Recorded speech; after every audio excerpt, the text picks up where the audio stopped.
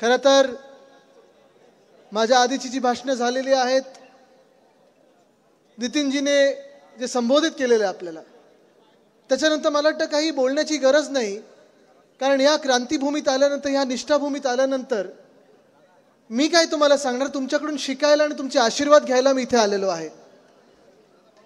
आज इथपासून सुरुवात करत असताना, ह्या क्रांतीभूमीतून सुरुवात करत असताना पुणे असेल, कोल्हापूर असेल, रस्त्यात अनेक लोक भेटत होते.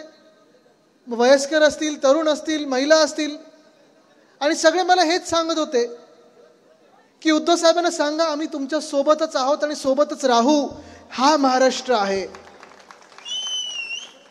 महाराष्ट्र, नितीनजी आपण आता सांगत होतात की कधी संपत नाही, महाराष्ट्र संपवतो.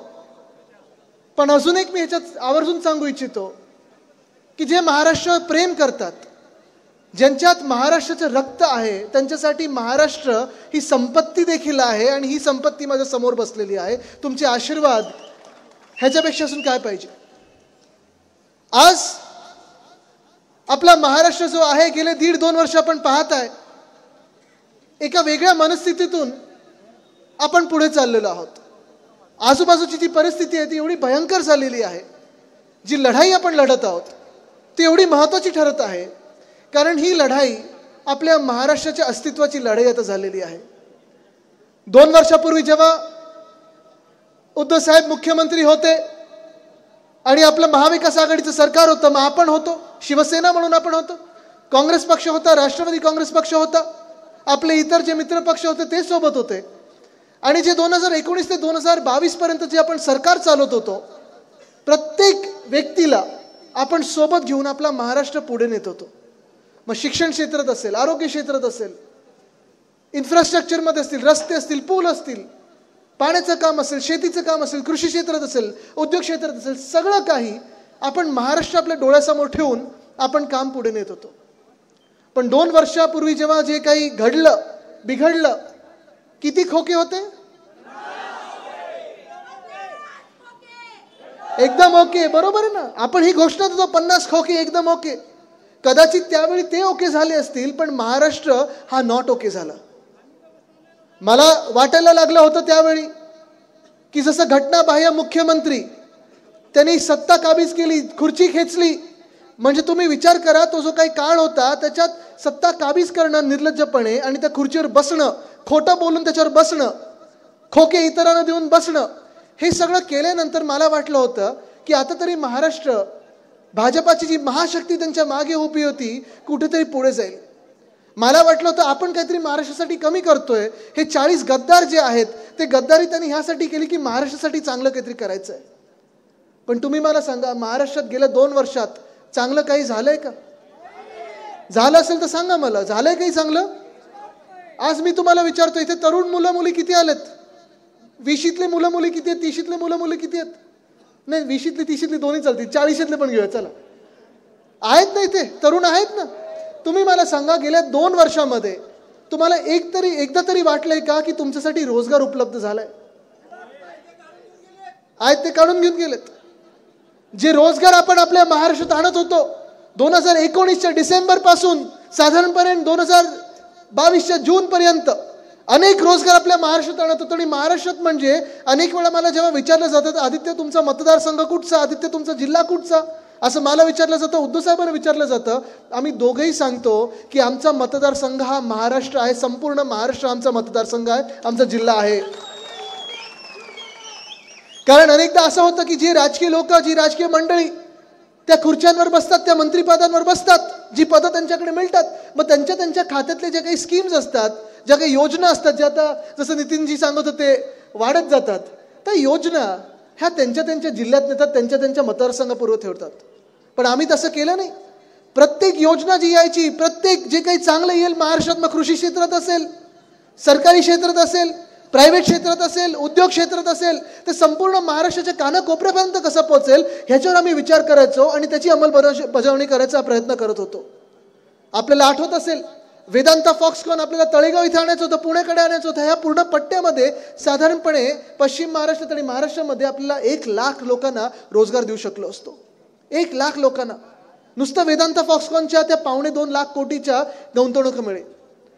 जेव्हापर्यंत आपलं सरकार होतं, महाविकास आघाडी सरकार होतं, तेव्हापर्यंत 100% तो प्रोजेक्ट आपल्याच महाराष्ट्रात येणार होता, आपल्याच तळेगावमध्ये येणार होता.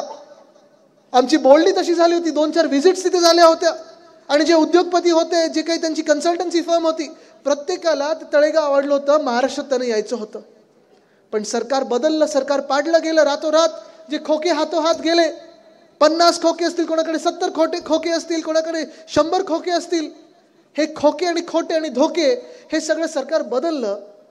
आणि जेव्हा सरकार बदललं तेव्हा त्याच अधिवेशनात, पावसाळी अधिवेशन मुंबईत चालू होतं, तेव्हा मी पण मुख्यमंत्री घटनाबाह्य त्यांचं भाषण ऐकत होतो. हे असं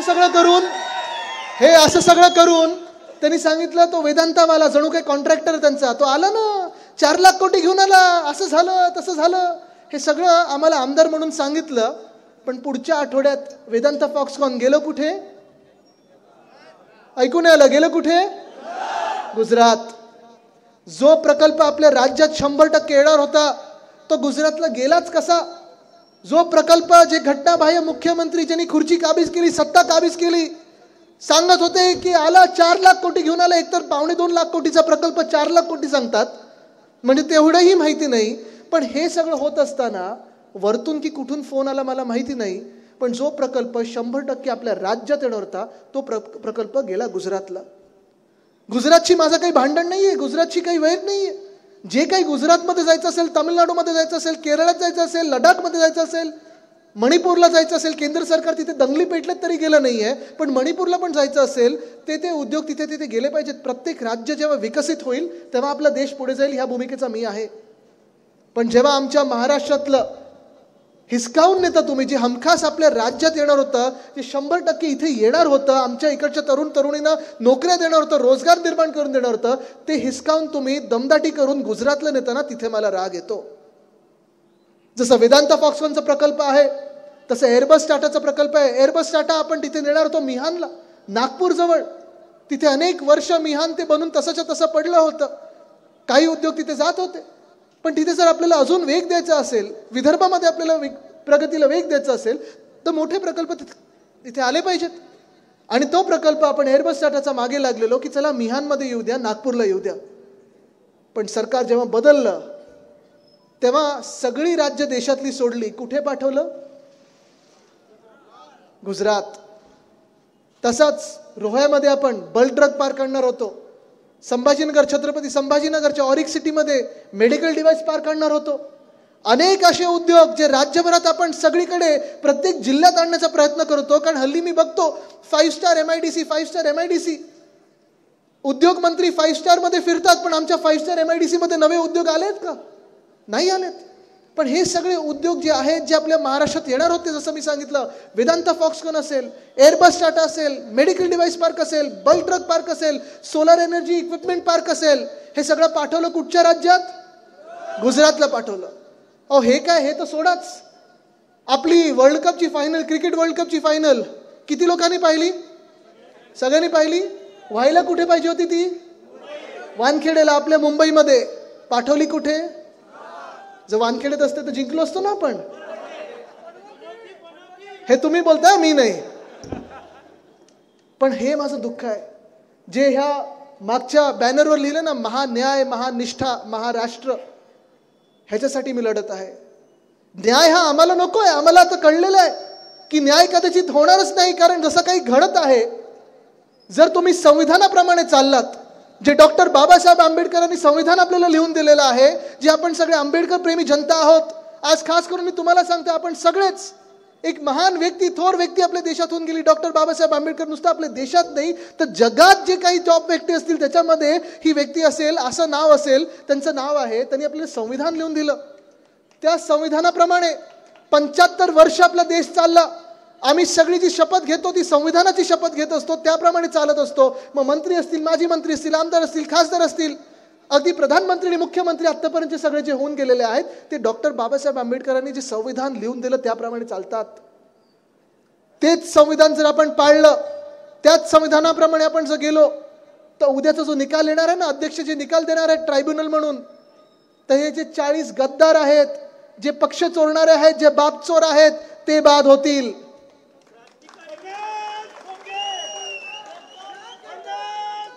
पण जर भाजपला जे संविधान लिहायचंय, भाजपला जे संविधान बदलायचंय, कारण त्यांना हे संविधान आवडत नाही, त्यांना संविधान बदलायचंय, जर त्यांच्या संविधानाप्रमाणे जर गेलो तर मग तुम्हाला माहिती आहे की आपली बाधीची वेळ येणार. ठीक आहे, जो काही उद्या निकाल येईल तो येईल. पण महत्वाची गोष्ट ही आहे की आम्ही आता जनतेच्या अदालतीत येतो आहोत, कारण आम्हाला माहिती आहे की जे आत्तापर्यंत घडलं नव्हतं ते ह्या महाराष्ट्रात घडत आलेलं आहे. अनिल देसाई साहेब माझ्या सोबत आलेले आहेत. ते गेले 1.5-2 वर्ष अनिल परब साहेबांसोबत सुप्रीम कोर्टात जात असतात, ह्या परवाच्या हिअरिंगमध्ये पण असतात. जसं मी सांगितलं की 2 संविधान आहेत आपल्या समोर. एक आपल्या देशाचं संविधान जे अधिकृत संविधान आहे, जे डॉक्टर बाबासाहेब आंबेडकरांनी संविधान लिहून दिले, त्याप्रमाणे जर चाललो तर 40 गद्दार बाद होतील. पण जर निकाल वेगळा कुठचा यायचा असेल, जर अन्याय आपल्यावर व्हायचा असेल, तर ते भाजपच्या संविधानाप्रमाणे जातील. मला अपेक्षा हीच आहे की जे अध्यक्ष आहेत राहुल नार्वेकर आमच्यात पण होते, मग त्यानंतर मला वाटतं राष्ट्रवादी पक्षात होते, मग आता भाजपमध्ये आहेत, कदाचित पुढे काँग्रेसमध्ये जातील, माहीत नाही किती पक्ष आपल्या राज्यात आहेत. ते त्यांचा मार्ग निवडत असतात, ते मोकळे आहेत. पण त्यांनी आपल्या संविधानाशी इमान राखावं. डॉक्टर बाबासाहेब आंबेडकरांनी जे संविधान लिहिलेलं आहे त्या संविधानाशी इमान राखावं, ही माझी मनोमन इच्छा आहे. आणि ती मला वाटतं इच्छा आपल्या जनतेची देखील असेल.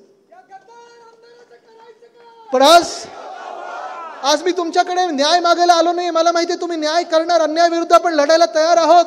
पण हा अन्याय आणि हा न्याय, ही जी लढाई आहे, ही नुसतं शिवसेना उद्धव बाळासाहेब ठाकरे ह्या पक्षाची नाही आहे. ही लढाई नुसतं आमच्या 16 आमदारांची नाही आहे, ही सगळ्या वाघांची नाही आहे. ही सगळं जे आहे ते महाराष्ट्राबद्दल चाललेलं आहे. जे मी आज तुमच्याकडे आलोय, जे पुन्हा पुन्हा मी सांगतो, महान्याय, महानिष्ठा. न्याय कोणासाठी हवा आहे, निष्ठा कोणाबद्दल आहे, हा विचार करण्याची गरज आता आलेली आहे, ही वेळ आलेली आहे. जी महानिष्ठा आणि महान्याय मी बोलत आहे, आपला महाराष्ट्र न्याय मागत आहे आता आपल्याकडे. प्रत्येक जिल्ह्यामध्ये मी जिथे जिथे फिरत आहे, प्रत्येक मतदारसंघात असेल, प्रत्येक तालुक्यात असेल, प्रत्येक शहरात असेल, तुम्ही जाऊन विचारा की जी भाजपानी आणि ह्या खोके सरकारनी, मिंदे गटानी जे सरकार काबीज केलेलं आहे, जे घटनाबाह्य सरकार आहे, जे आपल्या देशाच्या इतिहासात कधीही बनलं नव्हतं असं सरकार बनलेलं आहे, त्यांनी तुमच्या आयुष्यात चांगले दिवस, अच्छे दिन आणले आहेत का? आणलेत का? गेले 9 वर्ष आपण विचार करतोय की अच्छे दिन आएंगे, अच्छे दिन आएंगे, अच्छे दिन आएंगे. आलेत अच्छे दिन? आलेत? नाही आलेत. इथे अंगणवाडी सेविका बसलेल्या आहेत, इथे आहेत, मला वाटतं सगळे दिसतात मला. आले का? नाही आलेत. परवा तुम्हाला पण आंदोलनावर बसायला लागलं ना. तुम्हाला मी एक ह्यांचा किस्सा सांगतो. ह्या सगळ्या आपल्यासाठी ज्या मेहनत घेतात, मला वाटतं कोविड काळामध्ये देखील तुम्ही खूप काम केलेलं होतं आणि उद्धव साहेबांनी सांगितले की तुम्ही आमच्या बहिणी आहात, तुमच्यासाठी आम्ही लढणार म्हणजे लढणारच. पण आज सगळीकडे प्रत्येक क्षेत्र हे कोलमडत चाललेलं आहे. जसं मी तुम्हाला सांगितलं, उद्योग क्षेत्र हे कोलमडलेलं आहे. कदाचित टेस्लाचा पण उद्योग हा गुजरातला जाईल, महानंदाचं दूध हे गुजरातला जाईल. आत्ता गाडीत मी नितीनजींना सांगत होतो, परिस्थिती अशी आहे की आपलं मंत्रालय देखील सुरत किंवा अहमदाबादला हलवतात की काय. पण हे जसं झालेलं आहे तसं सरकारी क्षेत्र देखील काही ह्याच्यापासून दूर राहिलेलं नाहीये. सरकारी नोकर देखील त्रस्त आहेत, सरकारी कर्मचारी देखील त्रस्त आहेत. ओल्ड पेन्शन योजनेसाठी नागपूरमध्ये आम्ही पाहिलं होतं, हजारो काही लाखो लोक तिथे जमलेली होती. त्यांची मागणी एकच होती, आम्हाला न्याय हवा आहे. आम्ही जेवढी मेहनत सरकारच्या योजना गाव पातळीपर्यंत देण्याचा प्रयत्न करत असतो आणि यशस्वी ठरतो, आम्हाला आमच्या रिटायरमेंट नंतरची काय गॅरंटी देता तुम्ही? आज पाहताय तुम्ही, अनेक जे मंत्री आहेत त्यांच्या कारखान्यांसाठी, साखर कारखान्यांसाठी, वेगळ्या काही गोष्टींसाठी सरकार थक हमी देत असते, पैसे देत असतात. जे कोणी बुडाले येतात ते भाजपमध्ये उडी मारतात, पैसे मिळतात. जे कोणी जेलमध्ये जायचे असतात त्यांना पण गॅरंटी मिळते की चला, तुम्ही इक्बाल मिर्चीचे मित्र असो की तुम्ही दाऊदचे मित्र असो, भाजपात या, वॉशिंग मशीन मधून तुम्ही स्वच्छ झालेला आहात, आता तुम्ही मंत्री बनायला मोकळे. हे कसं राज्य आहे जिथे आपल्या अंगणवाडी सेविका ह्यांना आंदोलन करायला लागतं, सरकारी कर्मचाऱ्यांना आंदोलन करायला लागतं. MPSCचे जे स्पर्धा परीक्षा देत होतात त्यांना पण आंदोलन करायला लागलं का? तर पोस्टिंग पाहिजे म्हणून. काल परवाकडे तलाठी भरतीचा घोटाळा आलेला आहे. 200 मार्क पूर्ण होते, कोणातरी 214 मिळालेत. हे म्हणजे खोके सरकार सारखंच झालं ना. ज्यांना एक खातं चालवता आलं नाही त्यांना मुख्यमंत्री बनवलेलं आहे. आणि तसं आपलं राज्य चाललंय. म्हणजे मूळ गोष्ट तुम्ही पहा की जो खरोखर काम करतोय, ज्याची निष्ठा या महाराष्ट्रासोबत आहे, त्याला काही मिळत नाही आणि मिळण्याची अपेक्षा सुद्धा नाही. आम्ही कोणी मिळवण्याचं काही अपेक्षा करत नाही. पण आमच्या जे हक्काचं आहे ते पण तुम्ही पलीकडे नेता, इथून चोरून नेता, इथून हिसकावून नेता, दमदाटी करून नेता. उदाहरण सांगायचं झालं तर प्रत्येक रस्त्यावर आपल्या टोल आहे ना. हा परवाकडे मुंबई ट्रान्स हार्बर लिंक, मुंबईला महाराष्ट्र बरोबर म्हणजे मेनलँड महाराष्ट्र नवी मुंबई बरोबर जोडण्याचा जो प्रकल्प आहे, उद्धव साहेबांनी त्याचं पहिलं गर्डर लॉन्चिंग केलं होतं 2020 साली. आपल्या 2 वर्षात 85% काम पूर्ण झालं होतं. 2 वर्षात 85% काम पूर्ण झालं. ह्या गद्दारांच्या 2 वर्षामध्ये 15% काम होऊ नये. होतच नव्हतं. पत्रकार परिषद घेतली मी, फोटो टाकले, सोशल मीडियावर टाकलं, व्हॉट्सअपवर फिरवलं. मग एकदम अचानक जाग आली, अरे हे तर तयार आहे, 3 महिन्यापासून तयार आहे. पण 3 महिन्यापासून तयार असताना देखील उद्घाटनाची अजून वेळ मिळाली नव्हती. आता कुठेतरी जाऊन सांगतायत या येत्या 12 तारखेला होईल. ठीक आहे, करा उद्घाटन. पण नवीन ब्रिज आहे त्याच्यावर ह्यांनी जो टोल लावलेला आहे 250 रुपयाचा टोल, म्हणजे महाराष्ट्रातल्या महाराष्ट्रात तुम्हाला फिरायचं असेल तर पैसे द्यायला लागतात. पण बुलेट ट्रेनला जर जागा द्यायची असेल 3-3.5 हजार कोटीची, 4,000 कोटीची, गुजरातला ती बुलेट ट्रेन जाते म्हणून तुम्ही फुकटात देता जागा. हा कुठचा न्याय आणि कोणाबरोबर तुम्ही न्याय करताय? काय एवढा अन्याय माझ्या महाराष्ट्रावर करताय? अनेक गोष्टी अशा अजूनही तशा पडलेल्या आहेत. काल परवाकडे मी नवी मुंबईत गेलो होतो. दिघा रेल्वे स्टेशन, दिघा गाव, अनेक लोक अंबरनाथ असेल, कल्याण असेल, डोंबिवली असेल, नवी मुंबईत उतरायला दिघा गावला त्याला उतरायचं असतं, पण त्यांना ठाण्याला जायला लागतं आणि मग पुन्हा एकदा ते नवी मुंबईत येतात. 4 ते 5 लाख लोकांना प्रतिदिनाचा फायदा होईल असं हे दिघा रेल्वे स्टेशन आहे. आपले तिकडचे स्थानिक खासदार राजन विचारे साहेब, अनेकदा त्यांनी पत्रव्यवहार केलेला आहे, पार्लमेंटमध्ये त्यांनी विषय घेतलेला आहे, आंदोलनं केलेली आहेत, सह्यांची मोहीम देखील केलेली आहे. पण कसं होतं बघा, ब्रिज जर उद्घाटन करायचं असेल, मी एक वरळीमध्ये माझ्याच मतदारसंघात ब्रिजचं उद्घाटन केलं, डिलाय रोड, तिथे आपले कोल्हापूरची खूप मंडळी राहते डिलाय रोडच्या आसपास, तुम्हाला माहिती असेल आहे ना. डिलाय रोडचा ब्रिज होतच नव्हता. मग आम्ही नारळ फोडला आणि उद्घाटन केलं. झालं, रस्ता सुरू झाला, केस पडली आमच्यावर, ते ठीक आहे. पण रेल्वे स्टेशनची गंमत अशी होते की आपल्याला ट्रेन चालवता येत नाही, तर उद्घाटन करायचं तर कसं करायचं? तर आम्ही पत्रव्यवहार करतोय. केंद्रीय रेल्वे मंत्र्यांना आम्ही सांगितलं शेवटी, चला आम्ही सेल्फी पण काढून पाठवतो तुम्हाला, सेल्फी बूथची तुम्हाला आवड तर. पण हे रेल्वे स्टेशन तर सुरू करा. प्रत्येक रात्री त्यांचे वीज बिल चालू, लाईट चालू, पंखे चालू, कॉन्ट्रॅक्टर नेमलेत, कॉन्ट्रॅक्टरना पैसे जात आहेत. कोणाच्या खिशातून जात आहेत पैसे? आपल्या महाराष्ट्र म्हणून आपण त्यांचे पैसे देतो, पण अजून उद्घाटन झालेलं नाहीये.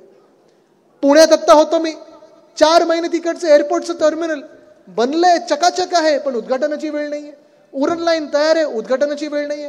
का नक्की असं होतंय की व्हायब्रंट गुजरातला वेळ आहे, इतर राज्यांना काही त्यांची आवडती राज्य असतील त्याच्यासाठी वेळ आहे, पण आपल्याकडे ह्या भाजपच्या आणि मिंदे गटाच्या VIP ना, मंत्र्यांना आपल्याच राज्यासाठी वेळ नाहीये.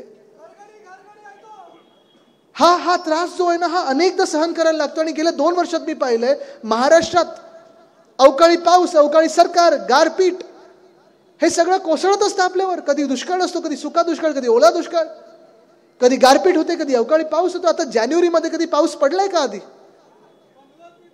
पण हे सगळं होत असताना गेल्या 2 वर्षामध्ये शेतकरी बांधवांना मदत, नुकसान भरपाई 1 रुपयाची पोचली नाहीये.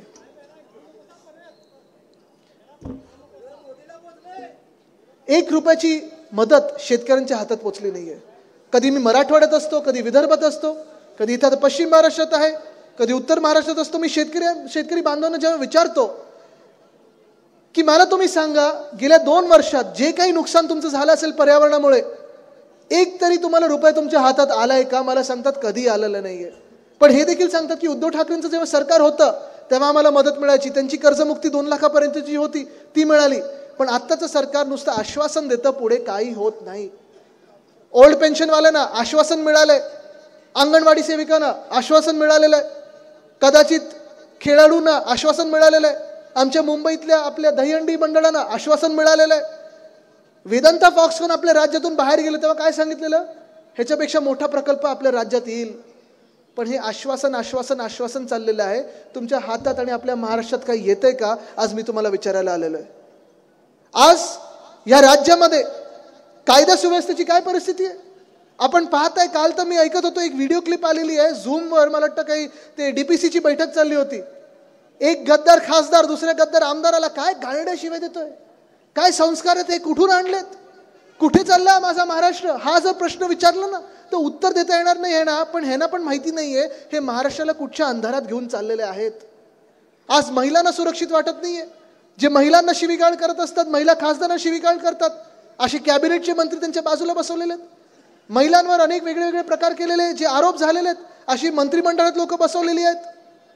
आज गंमत अशी आहे की हे हिंदुत्व जे ओरडणारे पक्ष आहेत, मुळात म्हणजे भाजप आणि मिंदे गट, ह्यांनी अशी गंमत करून ठेवलेली आहे मुंबईमध्ये की आपल्याच गणपती बाप्पाच्या विसर्जनाच्या मिरवणुकीत एका गद्दार आमदारांनी बंदूक काढली, लोकांना धमकवलं आणि पोलीस स्टेशनमध्ये जाऊन फायरिंग केलं असं मी ऐकलं. ते सगळं असताना देखील आपल्याच एका गणपती बाप्पाच्या मंदिराला, सिद्धिविनायकच्या मंदिरावर, त्या ट्रस्टवर ह्यांना अध्यक्ष म्हणून बसवलेलं आहे. हे ह्यांचं हिंदुत्व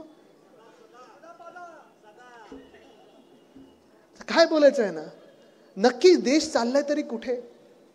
आणि म्हणून आज मी तुमच्याकडे एवढंच विचारायला आलोय की आपण महाराष्ट्र म्हणून आता विचार करणार आहोत की नाही, एकजूट येणार आहोत की नाही. आज माझा तुम्हाला थेट सवाल आहे की हा सगळा जो अन्याय आपल्यावर होत आहे हे तुम्हाला दिसते की नाही दिसत आहे, जाणवते की नाही जाणवते. जे काही फंड हे काढत आहेत, कदाचित त्यांचे स्वतःचे खिशे भरत चालले आहेत. आज 2 पक्ष फोडलेत ह्या भाजपने, आपले शिवसेनेला फोडले, राष्ट्रवादी पक्षाला फोडले, पवार साहेबांच्या परिवाराला तोडले.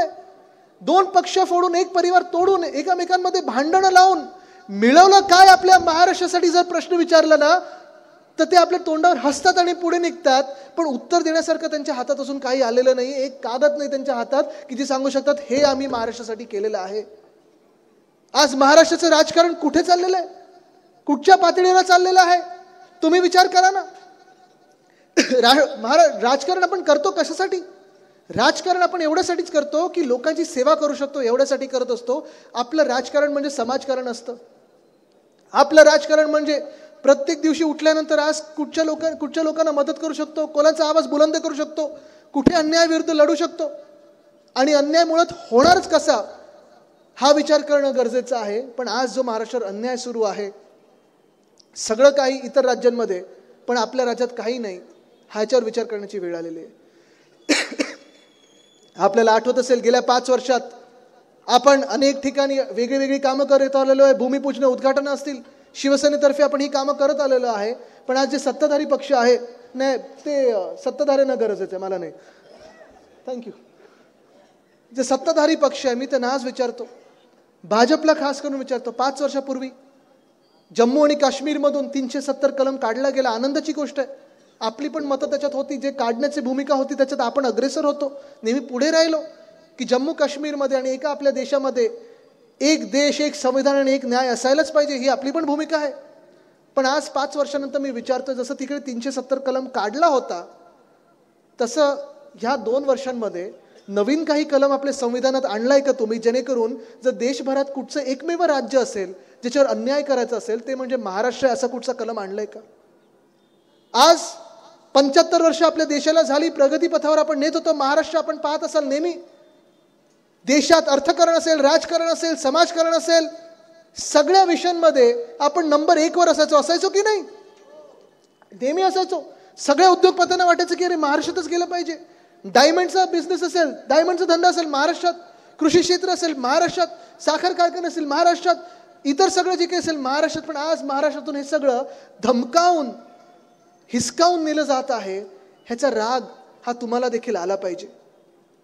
आणि आज ही जी काही परिस्थिती देशभरात आहे, ही परिस्थिती लपवण्याचा प्रयत्न होत आहे. पण मला वाटतं आज आपण ओळखून घेणं गरजेचं आहे की येणारं जे वर्ष आहे, हे वर्ष जे आहे, येणारे जे काही महिने असतील हे आपल्या सर्वांसाठी महत्त्वाचे आहेत. 2024 परिवर्तनाचं वर्ष आहे. 2024 हे आपलं वर्ष आहे आणि आपल्याला निर्धार करायचा आहे की दिल्लीत सरकार कोणाचंही बसो, महाराष्ट्रातून जे खासदार निवडून जातील, महाराष्ट्रातून जे आमदार निवडून जातील, महाराष्ट्राच्या विधानसभेत असो किंवा दिल्लीच्या लोकसभेत असो, ते महाराष्ट्राशी एकनिष्ठ असायला पाहिजेत. ते दिल्लीशी नाही, आपल्या महाराष्ट्राशी त्यांची एक नाळ जोडलेली आहे. तर न्याय आणि निष्ठा ही त्यांची महाराष्ट्रासाठीच असायला पाहिजे. आज तरुणांनी हा निश्चय केला पाहिजे. कारण आज जर तुम्ही हा निश्चय केला नाहीत तर सरकार येत जातील, जात जातील, बदलत जातील, अनेक वेगवेगळे प्रधानमंत्री होतील, मुख्यमंत्री बदलत जातील, सरकार बदलत जातील. पण तुम्ही जसे आहात, आपण जसे आहोत तसेच राहू, प्रगती आपली नाही तर ह्या थोड्या लोकांची होतील. आणि आज मला जे तुम्ही निवेदन दिले ना कुठच्या त्या पाटगाव धरणाचं, कोणाचं ते धरण ओळखून घ्या, कोणाचं धरण, कोणाचं आहे, बरोबर आहे, ते कोणाचे मित्र आहेत, कुठच्या पक्षाचे मित्र आहेत. ह्यांची प्रगती होईल पण आपली प्रगती होणार नाही. बघता बघता उद्योग निघत गेलेले आहेत, बघता बघता कृषी क्षेत्र आपलं कोलमडलेलं आहे. IAS IPSच्या पण बदली पोस्टिंगसाठी पैसे मागितले जात आहेत, इंजिनियरच्या बदली पोस्टिंगसाठी पैसे मागितले जात आहेत. हा महाराष्ट्र आपला कधी नव्हता. आणि आज म्हणून मी तुम्हाला विचारायला आलेलो आहे की आपण निर्धार करणार की नाही, अन्यायाविरुद्ध लढायचा निर्धार करणार की नाही. करणार असाल तर मला हात वरती करून ही एकजूट दाखवली पाहिजे तुम्ही.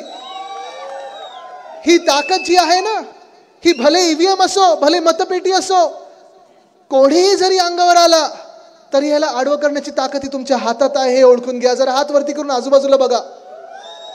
ही ताकद जर एकवटली, ही ताकद जर एकत्र आली तर आंदोलनाची गरज नाही लागणार. तुम्ही त्या खुर्च्यांमध्ये बसाल आणि आपला महाराष्ट्र चालवाल, हा निश्चय करून आपण पुढे निघायचंय. ह्या अन्यायाविरुद्ध लढायला मी तयार आहे. मी 33 वर्षाचा तरुण आहे. माझ्यासोबत तुम्ही सगळे येणार की नाही? माझ्यावर हे आणतायत पूर्ण सैन्य, ह्यांचं येऊ द्या, मी अंगावर छातीवर वार घ्यायला तयार आहे. तुम्ही माझ्यासोबत लढणार की नाही? ह्यांनी आपला जो पक्ष फोडलेला आहे, हे महाराष्ट्र फोडायला निघालेले आहेत, ह्यांच्या विरुद्ध आपण लढाई लढणार की नाही? तुम्हाला एकच सांगतो, लढेंगे तो बचेंगे तो और भी लढेंगे, लेकिन बचेंगे हम नहीं, हम तो जीतेंगे. वो बचेंगे तो और भी लढेंगे. जय हिंद, जय महाराष्ट्र, वंदे मातरम.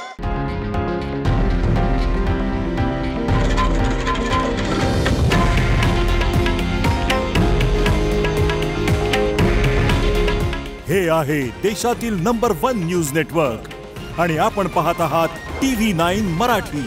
काळजी तुमची, हित महाराष्ट्राचं.